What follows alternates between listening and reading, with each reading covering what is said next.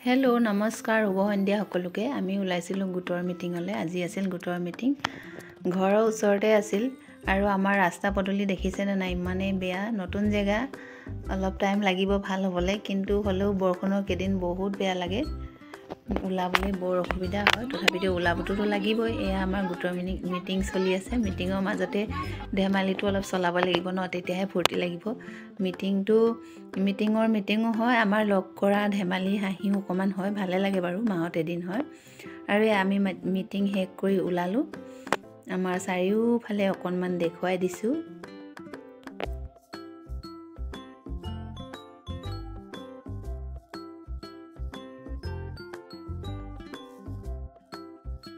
আৰু এয়া আমাৰ আহিছোঁ লিঅ'হঁতৰ ঘৰলৈ, মানে নিকিতাহঁতৰ ঘৰলৈ। আমাৰ ঘৰৰ ওচৰ চোফা এযোৰ লৈছে বোলে নতুনকৈ, সেইকাৰণে আহিছোঁ। যেতিয়া বতৰ গেলা, বাৰে বাৰে ওলাবলৈ মন নাযায়, সেইকাৰণে আহোঁতেই চাই যাওঁ বুলি। আকৌ ৰাস্তাতে থাকি যায় মাহঁতৰ ঘৰ, তাত নোসোমালেনো কেনেকৈ পাৰি, সেইকাৰণে তাতে সোমাই চাহকাপ খাই মেলি চিধা ঘৰলৈ বুলি গ'লোঁ। আজিলৈ ইমানেই, ভাল লাগিলে লাইক শ্বেয়াৰ ফ'ল' কৰিব। Thank U.